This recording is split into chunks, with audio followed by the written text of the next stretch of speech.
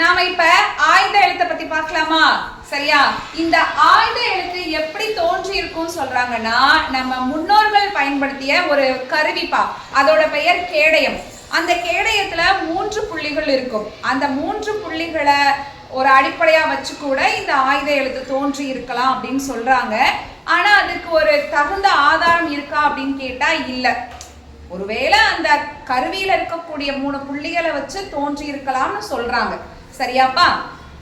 சரி, இந்த ஆயுத எழுத்து தனித்து பொருள் தருமா அப்படின்னா, ஆயுத எழுத்து தனிச்சு பொருள் தராது. ஒரே ஒரு ஆயுத எழுத்து மட்டும் வந்து அது பொருள் தராது. அப்புறம் எப்படி வரும்னா, ஒரு சொல்லோட இடையில் வரும். ஒரு சொல்லுக்கு நடுவுல தான் வரும். அது எப்படி வரும் அப்படின்னா, ஃபர்ஸ்ட் ஒரு குறில் எழுத்து வரும், அதுக்கப்புறம் ஆயுத எழுத்து வரும், அப்புறம் வல்லின உயிர்மை வரும். வல்லினம்னா என்ன? கசட தவற. அந்த வரிசையில வரக்கூடிய உயிர்மை தான் வல்லின உயிர்மை.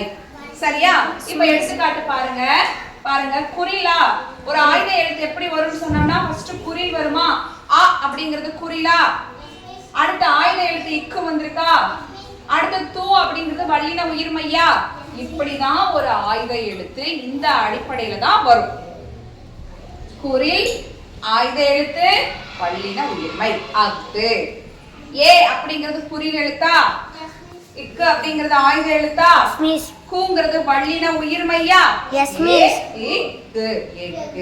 இப்படிதான் ஆயுத எழுத்து வரும். சரியா? தனிச்சு ஆயுத எழுத்து வராது.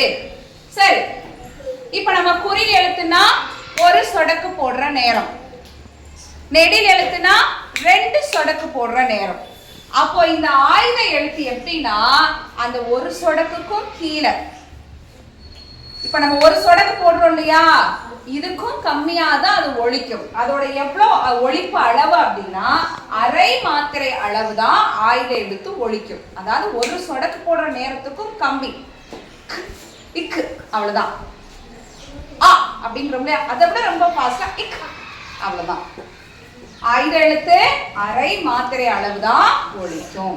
சரி, இப்ப ஆயுத எழுத்தை பத்தி இத்தனை விஷயங்கள் தெரிஞ்சுக்கிட்டோமா? கூடுதலா இந்த ஆயுத எழுத்துக்கு வேறு ஏதாவது பெயர்கள் இருக்கானா? இருக்கு. என்னன்னு பார்த்துடலாமா? முப்புள்ளி, முப்பாற்புள்ளி, தனிநிலை, ஆயுத எழுத்துக்கு வேற 4 பெயர்கள்னா இதுதான். சரியா? இப்ப நான் ஆயுத எழுத்தை பத்தி நான் 2-3 முறை சொல்லிட்டேன். எப்ப யார் கேட்டாலும் கரெக்டா ஆயுத எழுத்தை பத்தி கரெக்டா சொல்லிடணும். ஓகேவா? குட்.